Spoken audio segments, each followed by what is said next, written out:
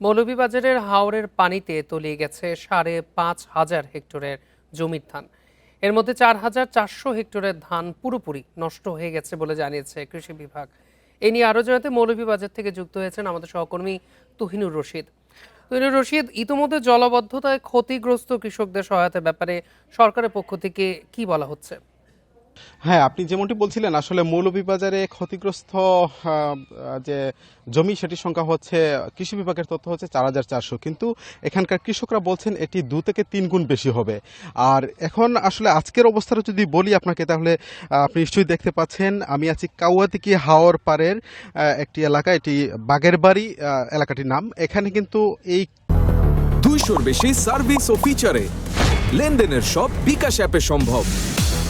এখানকার কৃষকরা তারা যে ফসল তুলে এনেছিলেন, অর্থাৎ আজকে চমৎকার রুদ্র উজ্জ্বল আবহাওয়া পেয়েছেন, যার ফলে তারা তাদের যে ফসল সেটি শুকানোর চেষ্টা করছিলেন। আমরা আসলে দেখাচ্ছিলাম যে এখানকার কৃষকরা তাদের যে ফসল যেটি পানিতে তলিয়ে গেছে এবং সেই তলিয়ে যাওয়া পানি থেকে তারা ধান তোলার কারণে সেগুলি কিন্তু পছন্দ ধরেছিল, সেখানে কিন্তু জ্বালা এসেছিল।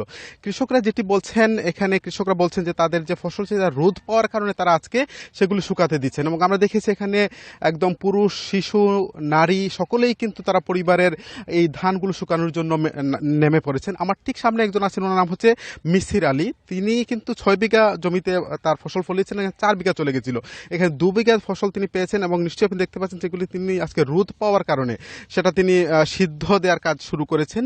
এখানকার কৃষক আসলে সকলেরই একই অবস্থা। এখানে আমরা দেখেছি কৃষকরা তাদের ধানটি শুকানোর জন্য এবং খড়গুলি সেটি সংরক্ষণ করার জন্য তারা চেষ্টা করছেন, অর্থাৎ একটু উঁচু জায়গাতে তাদের ধানগুলো প্রসেস করার চেষ্টা করছিলেন।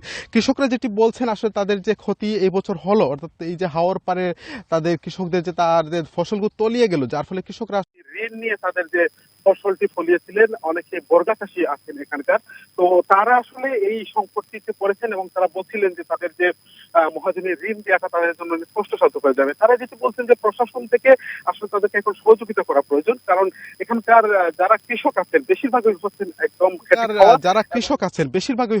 একদম খেটে খাওয়া এবং তারা হচ্ছে বর্গা চাষী। আসলে আমরা কৃষি বিভাগের সাথে কথা বলেছি, কৃষি বিভাগ যেটি জানিয়েছে যে এখন পর্যন্ত তারা তালিকা করেছে ২৫,২০০ জনের, অর্থাৎ ক্ষতিগ্রস্ত কৃষক, এবং সরকার থেকে তাদের সহযোগিতা পেলে সেগুলি বরাদ্দ করা হবে।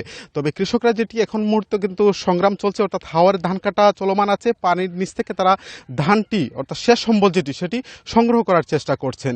এই আসছিল আসলে আমার কাছে মৌলভীবাজারের কাউয়াদিঘি হাওর থেকে সর্বশেষ তথ্য। মৌলভীবাজার থেকে জানাচ্ছিলেন আমাদের সহকর্মী।